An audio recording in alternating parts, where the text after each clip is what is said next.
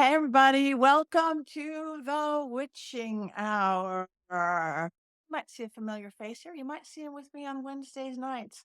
You might have seen him here on this show before because he writes so dang many books. He is a witch. He is an author. He is a man about town, the one and only Jason Mankey. Welcome, Jason. Welcome, Patty. I'm really excited to talk about your book today, Oh, Dollcraft. I can't believe it. You have a copy and you have seen it, and I haven't yet. I don't have a copy yet. My Dollcraft book. It's adorable. It's smaller than I thought it would be. I thought it would be bigger, but I like this. It's like it's I like like little books. yeah. I like little books. They don't overwhelm my brain. That's why when we talk about tonight and the Big Blue Book, which was my first book on witchcraft, my Well, mom now bought me. It's like that's much more overwhelming than Dollcraft. Anyway, let's get back to this. Now, it's funny. This may be the first time or one of the first times we have brought Black Phillip onto the show. Beautiful Black Phillip. I've got two. You are a better parent than I am, Jason. I must say, you travel and bring Black Phillip with you. You had Jason. I mean, you had Black Phillip ready to go today. I didn't. I had them locked in the basement somewhere. So my parenting skills, unless it's a dog or a cat, are not so. But let's get on with this. You are a dear friend. You are my partner in the Witches Movie Coven every Wednesday live as we talk about movies, and we will talk about that. You are yourself a prolific writer. You have like 11 books out now, which amazes me. But you have a brand new book out, right? Tell us about that. so this is High Priest Raymond Buckland, the father of American witchcraft, and it's a biography of Raymond Buckland, who wrote the Big Blue Book, and I think 50 other books of various size and quality over, wow, he wrote for over 50 years. I think he That's averaged a book a year until he died in 2017, and he started in like 67 writing books. It's a lot of books. That is amazing. In the 80s, when I got into this, my mama being the supportive she was, that's the first book she bought me. She didn't even know who he was or what it was or which witchcraft, but she figured that that was the first book I had to have. Oh, It's a really iconic book. I think if people think of Raymond Buckland, and even if they don't know his name, they know that book. Since it came out in 1986, it's looked the same. All the other books of that era have had their covers redesigned. The Buckland book is still a giant blue book with a pentagram on it, and that's all it ever needs to be.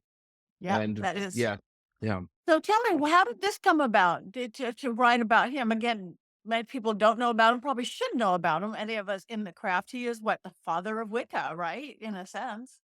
He's one of the early pioneers and one of the first Wiccan witches in the United States, for sure. So this came about because Llewellyn asked me to write this book. It did not occur to me to ever write a biography in my life, but they were looking to have a Raymond Buckland biography come out, and my editor contacted me. She's like, Jason, there's something I want to talk to you about.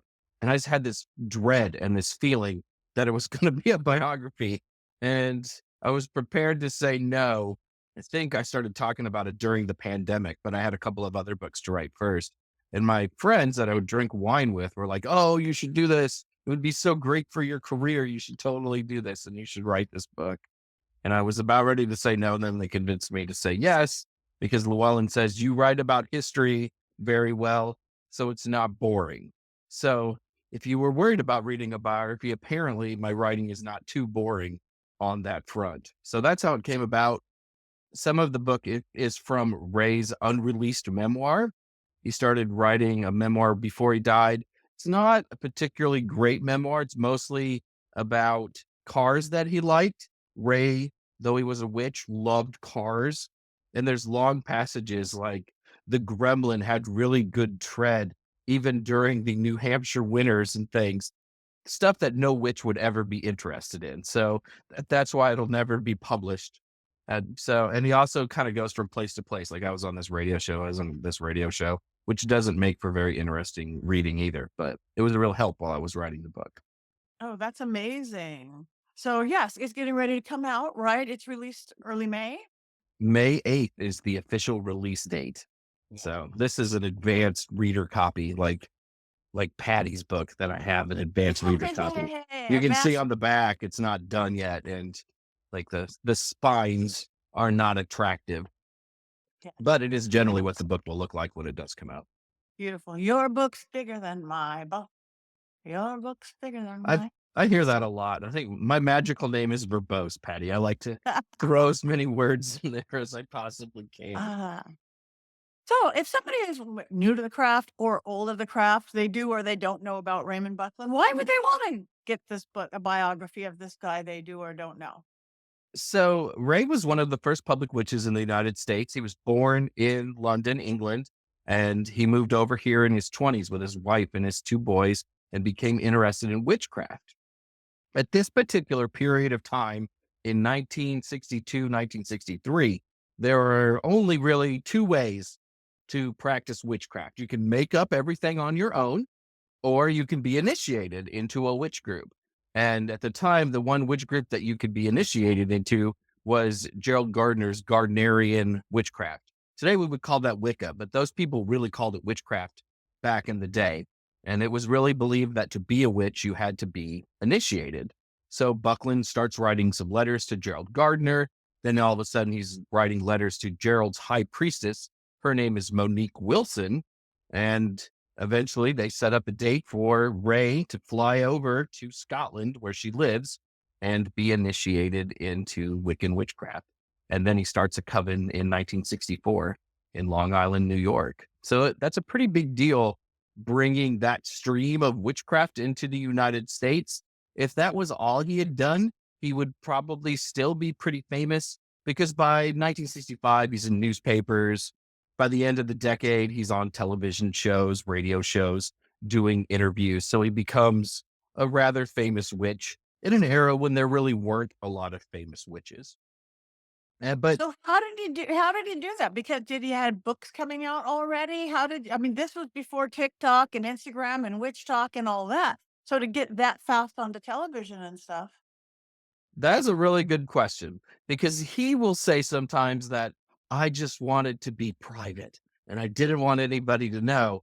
But in 1965, he's in two newspaper articles, of course, around Halloween, Samhain time. And if he's not telling people he's a witch, how would a newspaper know to contact him for him to be in a newspaper? Though he did have a friend who taught at a university in New York City, and that professor taught classes on magic and religion and witchcraft. So it's possible that newspaper writers got in touch with this friend, who then put them in touch with Raymond Buckland. But also during this time, 65, 66, he starts collecting witchcraft artifacts and he begins displaying them in his basement. And eventually he decides that his basement should be a witchcraft museum. And so starts inviting groups over to look at his witchcraft stuff. So I think that's really how he became famous early, in that Boy Scout troops would come into his basement and look at his collection of witchcraft stuff. And by 1971, this witchcraft museum was successful enough that it had its own building for a couple of years, also on Long Island. And he did that full time, though that didn't last very long. And then by 1969, he's writing books. And it makes a lot more sense why people would know who he is. So any idea? I mean, witchcraft museums, not that there's a lot, but they certainly one in England I went to and somewhere Mhm. else. Do you think his stuff still exists anywhere? So he kept all of his stuff over the years, and the Buckland Museum of Witchcraft and Magic exists today in Cleveland, Ohio. Oh, so there you go. That was my Yeah. question. Yeah, the whole story of the museum is kind of fascinating, because it kind of starts as a hobby, and then he rents a house to house the entire collection. He and his wife get divorced in 1972, and he leaves New York and he moves to New Hampshire, where he sets up the museum for a couple of more years up there. But New Hampshire did not agree with Raymond Buckland because he did not like the winters. He would call them soul destroying in his memoir, which I think is a really great line, soul destroying winters. And he ended up putting the museum in boxes and in storage units for several decades. And then it kind of got reborn in the early 2000s. There were some starts and stops. He ends up entrusting the collection to one of his friends. One of his friends, her name is Tony Rotunda, and she owns the museum today. And Yeah, that's in Cleveland, and it's run by Stephen Intermill, who has a long history of doing museum things. So it's a pretty professional operation, though it is small. That's awesome. Thank you. Um, so in the book, it's pretty much it's a biography, right? It's just his story. It's what it is and how he got there and things like that. You're not teaching spells or teaching how to be a witch or things like that, or are you? So I What's wanted to make the book a little more interactive and a little more interesting and to share some of Ray. So at the end of every chapter, there's an excerpt from one of his books that's a magical lesson or a ritual of some sort. So there's a couple of excerpts from Practical Candle Burning Rituals, which was a big bestseller of his that was first published in 1970 and has been in print ever since that date. There's stuff from the Big Blue Book, and there's stuff from a couple of other sources. Ray was also very interested in spiritualism and talking to the dead and did readings at Lilydale in New York and other places.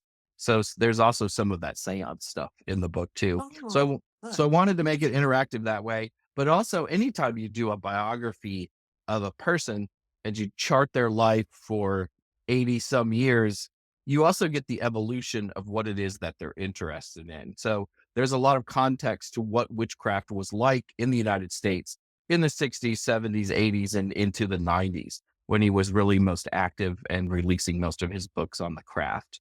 So you sort of get some of the information on the evolution of how we've grown as witches. Early witchcraft in the 50s in a lot of places could be quite homophobic, for instance.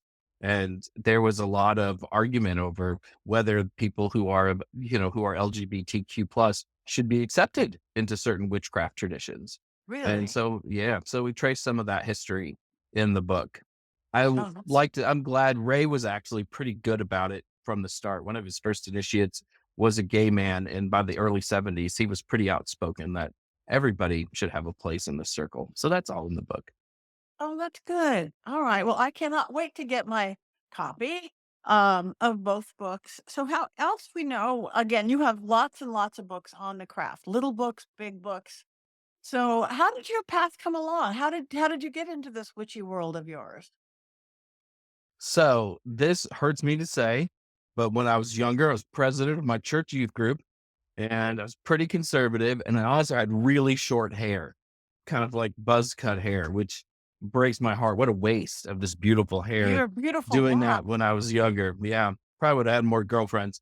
But so I was on that path for a while. And then when I was 21, I discovered a book called Celtic Magic by DJ Conway. And at the time, I loved Led Zeppelin. I was also wrestling with some things. I have a gay stepbrother who came out of the closet a year or two before that.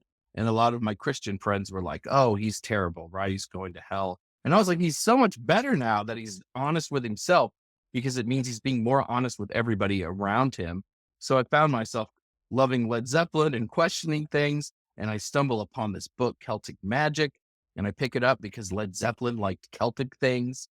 And also my mind is open to looking at alternatives. And the book's really not about Celtic magic. It's a Wicca 101 book, really, with a name that says it's something else. And I thought that's it right there. I wanted to Wow. date that girl on the cover in the worst way when I was 21. And I fell in love with Wicca reading that book and been practicing ever since. My first book was not Buckland's Big Blue, but I think I got it like 5 books in. It was pretty formative too.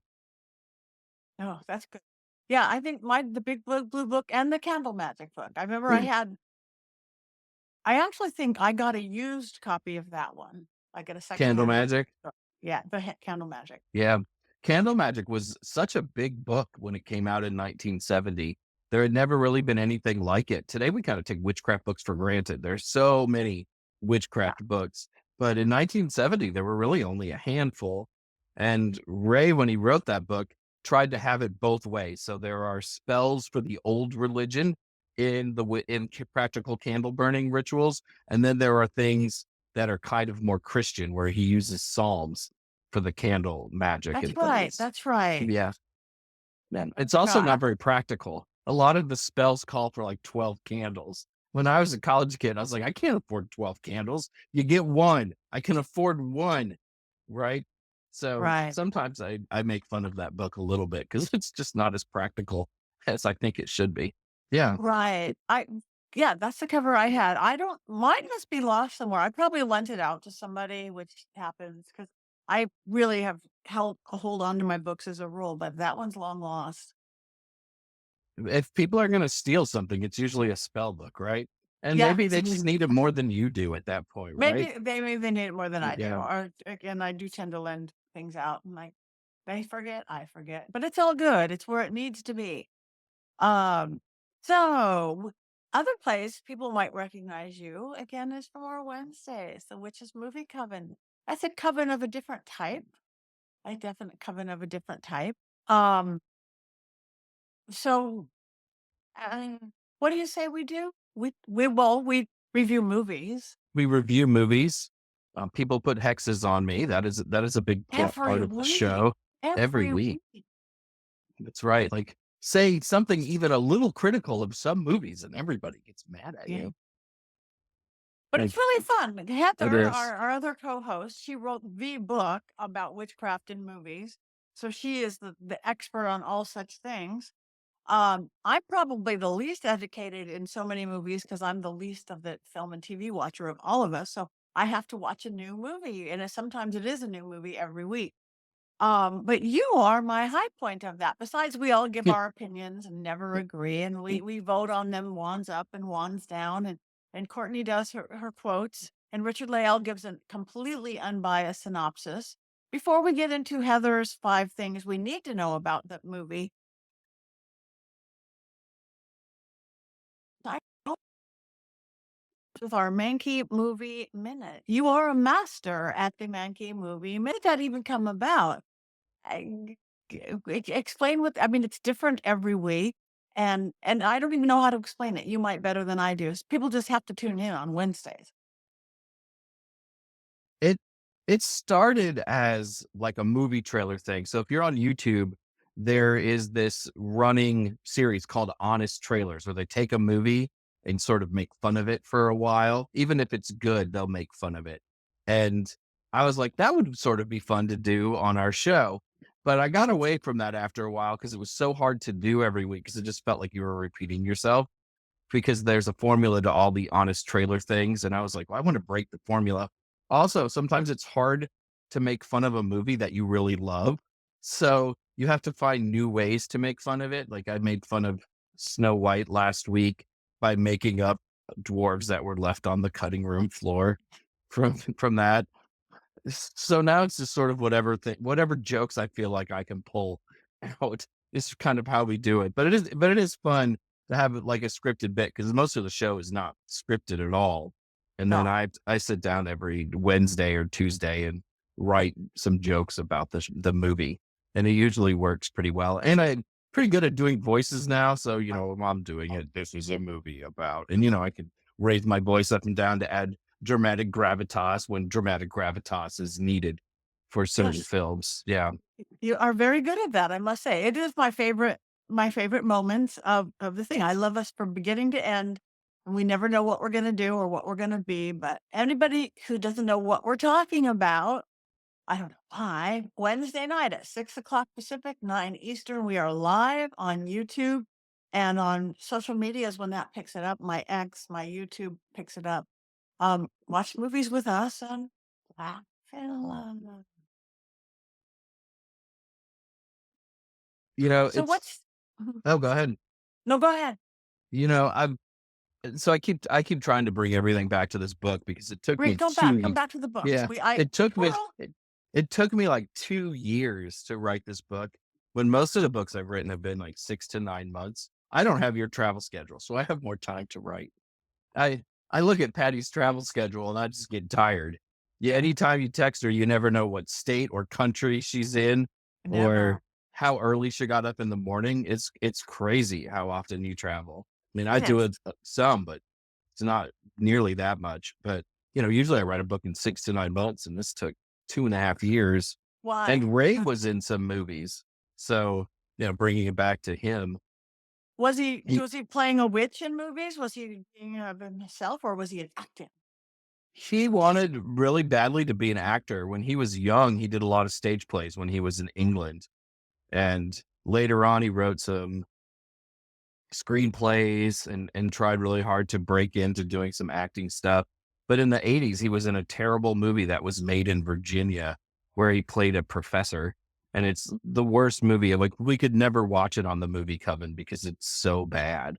It's like, looks See, like something for public that's access comedy.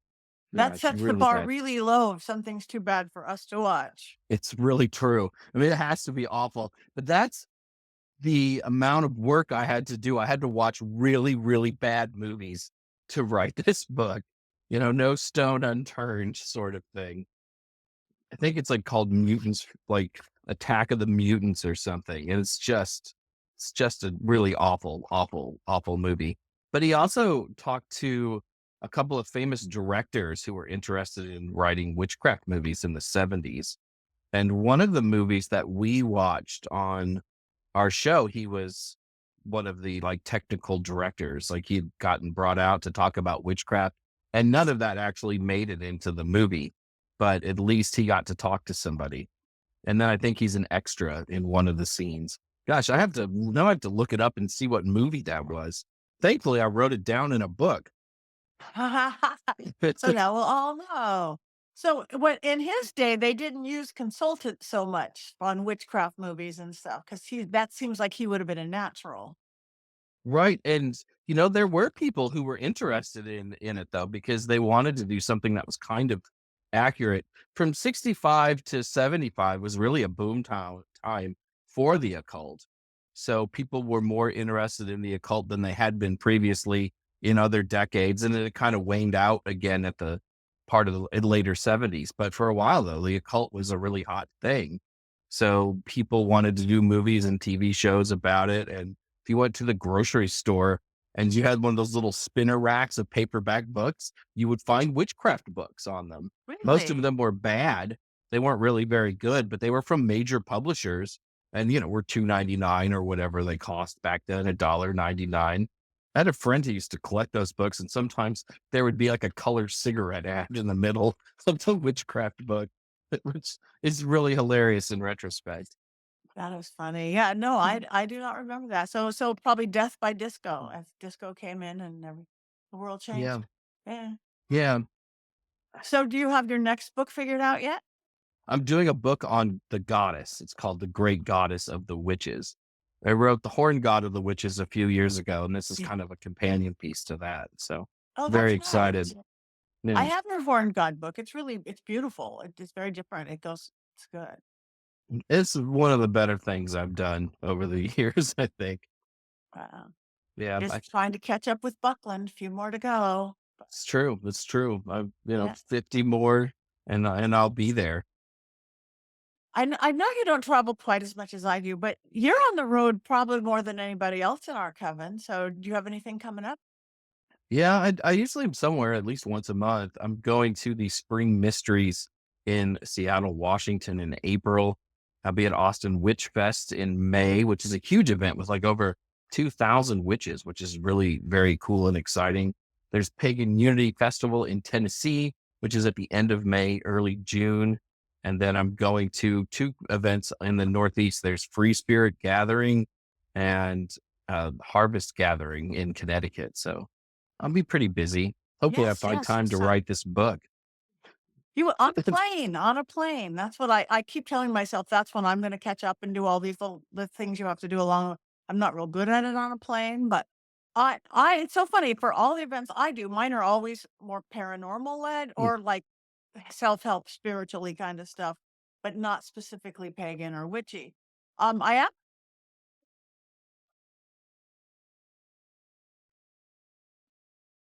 and they might change the title because it's Pagan Mnemonic on October 26th. You should come and we could do our first convention together.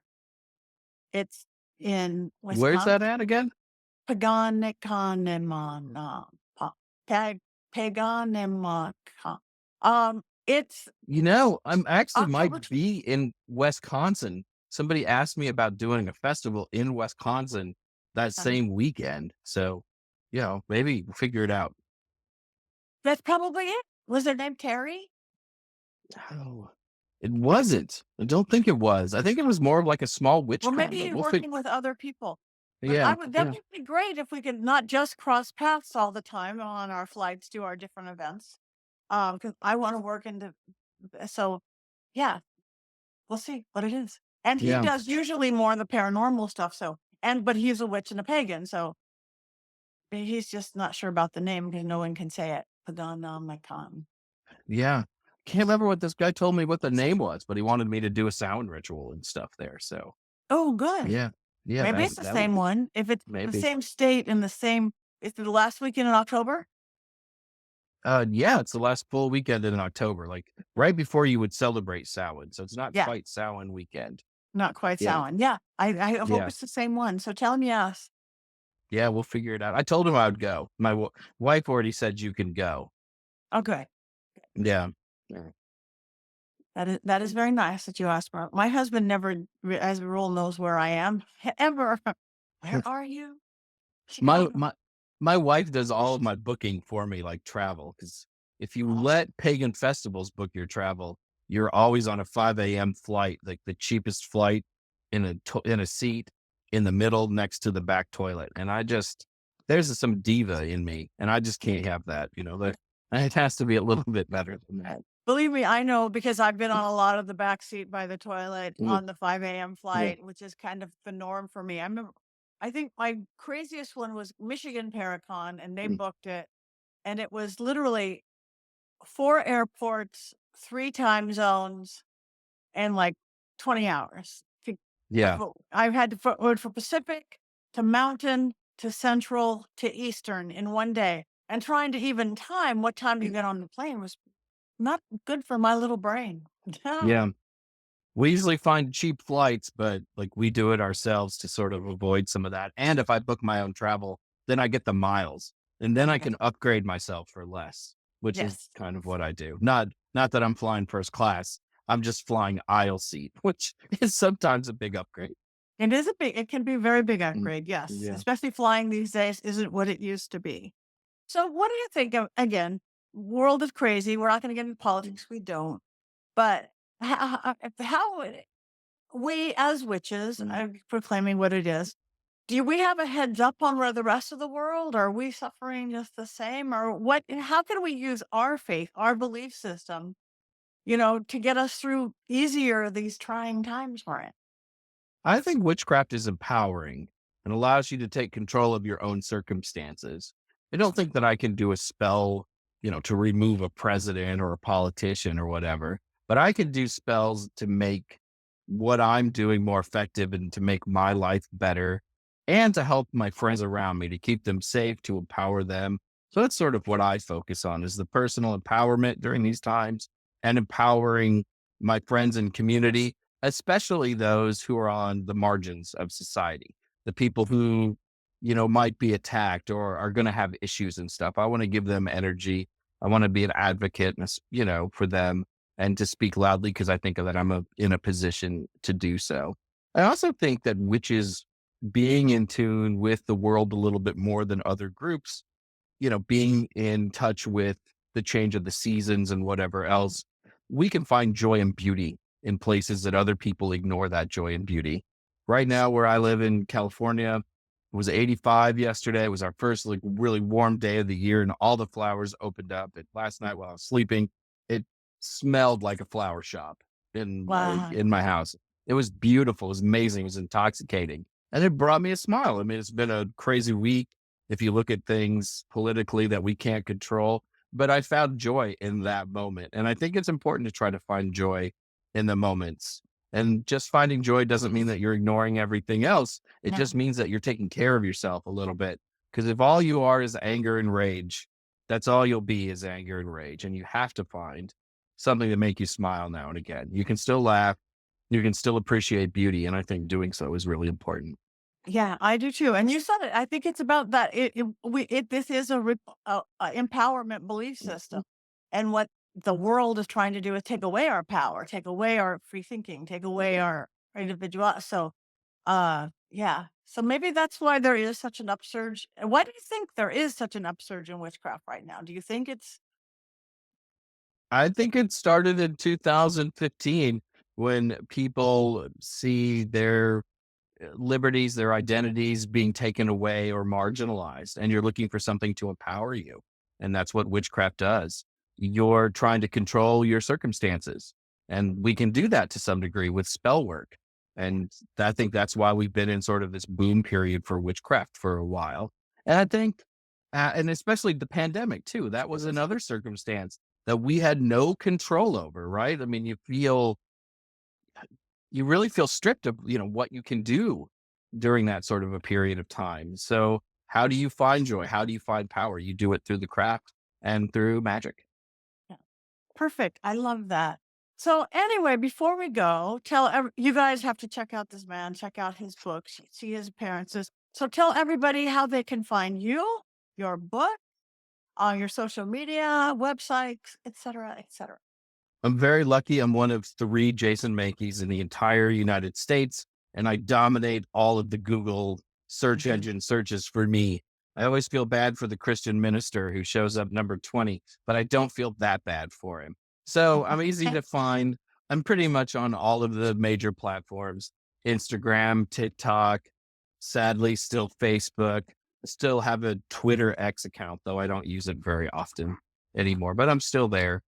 So I'm pretty easy to find. And as I said, I travel a lot. I'm somewhere at least once a month, and I love teaching and I love doing rituals in public. That's my favorite thing to do.